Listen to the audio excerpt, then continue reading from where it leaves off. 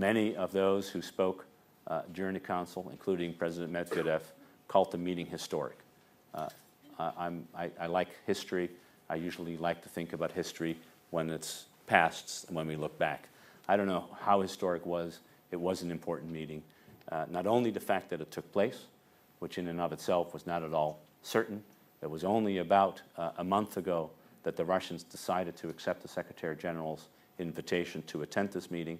And once they decided to attend, they also decided they wanted to make it a real meeting. And they spent the last month figuring out how, working with NATO, to make this a productive meeting. And it was productive in three fundamental ways. First, we concluded, in fact, we worked till the end, but we did conclude what is called a joint review of 21st century security challenges, in which all 29 countries, the 28 NATO countries and Russia, looked at the key challenges of piracy, terrorism, nuclear proliferation and nuclear missile proliferation, man-made and natural disasters, and Afghanistan. And what is the nature of these challenges in the 21st century, and then lay out an action plan to respond to those challenges. We concluded that review, and we concluded in most, not in all cases, time ran out, but in most cases concluded a work program about how we would deal with those challenges. We also, in two of those areas, expanded cooperation further.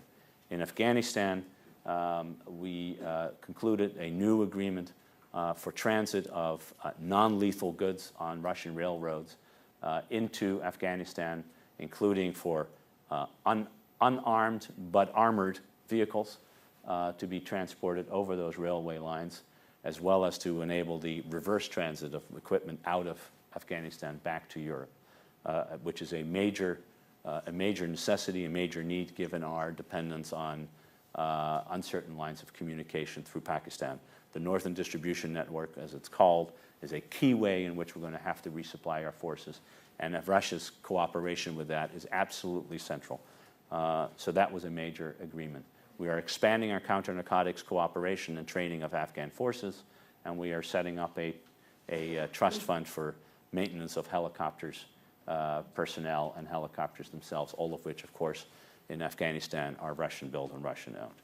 And then finally, and perhaps most significantly, was the agreement to cooperate on missile defense, putting an end to the argument that you can't deploy missile defense in Europe without upsetting the Russians. We in Lisbon decided to deploy missile defense in Europe and do so in cooperation with and yet cooperate with the Russians. The cooperation we decided on was threefold. First, we completed a joint assessment of the ballistic missile threat. Secondly, we agreed to resume our exercises of theater missile defense cooperation, exercises that were extremely useful to demonstrate how different countries could cooperate on missile defense, but were ended when the Georgia War took place in August 2008. We're going to resume these. And finally, and perhaps most importantly, we agreed to do a joint analysis of the modalities of cooperation for territorial missile defense and report to defense ministers in June of 2011 about how NATO and Russia would together cooperate on defending against the threat of short, medium, and intermediate, and ultimately intercontinental ballistic missiles. A very serious commitment that President Medvedev underscored as something he wanted to do. He has many questions about what we're trying to do in NATO, but he wants to solve those questions through a cooperative framework rather than through a competitive one.